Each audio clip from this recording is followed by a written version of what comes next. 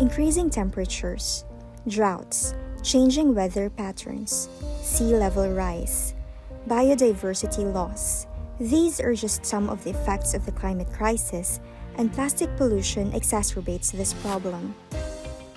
Plastic pollutes in every stage of its life cycle, from extraction of fossil fuels used in the production of plastics, plastic production, consumption, disposal, including incineration and recycling.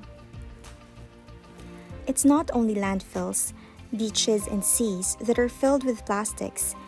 Even the air we breathe and the water we drink could easily be contaminated by plastic pollutants and toxic chemicals. 99% of plastics are made from fossil fuels, making plastics inherently toxic. The Center for International Environmental Law released a report that outlined how toxic plastics are and the harm that they bring to human health. Firstly, through exposure to plastic polymers by inhalation, breathing it in, or ingestion, eating it. And secondly, through exposure to the different types of additives or chemicals that has been added into plastic polymers that would give it its color or flexibility or other types of characteristics. Plastic pollution also crosses international borders, with waste trade belaboring developing countries in Asia. In 2018, China began their ban on the import of solid waste. Those involved in the waste trade began looking for new markets. They came to Southeast Asia. That year, Malaysia alone imported more than 850,000 tons of plastic waste. And this does not include non-recyclable waste that was smuggled into the country. In the town of Jenjarum, at one point, there were about 33 illegal recycling facilities. In Jenjarum, nearby Jenong, we saw a lot of plastic waste, especially PVC shaped, this type of shaped plastic being dumped and burned nearby our community. So this is very dangerous and it is also very a big disaster to the community. Non-recyclable plastic, they were burned and dumped. So many of us suffering respiratory system disease like repeating coughing, short breathing, hard breathing, and allergic. Some patient was found they have a very slow recovery from disease due to weak immune system.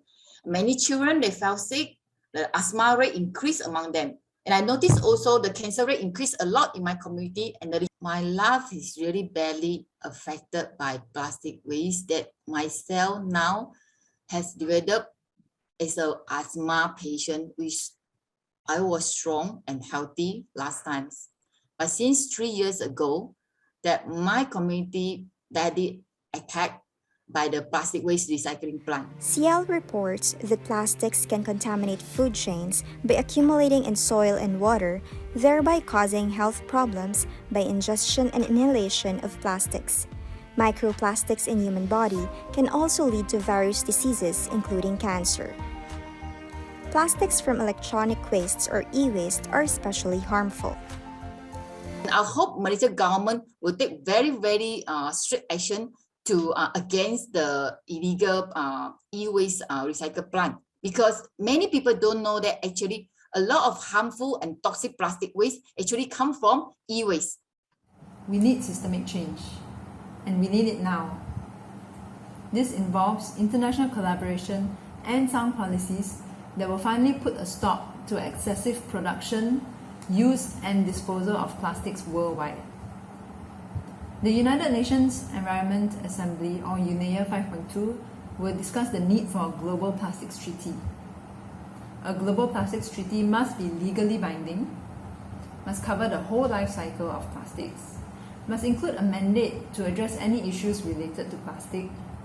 It must also include technical and financial assistance, transparent reporting, and most importantly, there must be a mandatory commitments to reduce the production of plastic. The Break Free from Plastic movement has released an advocacy toolkit on UNEA 5.2 and the Global Plastics Treaty. We invite everyone, individuals and organizations, to visit our website and sign the petitions. To learn more about plastic pollution and solutions in Asia Pacific, catch the podcast of Plastic on Spotify, Apple Podcasts, and other platforms.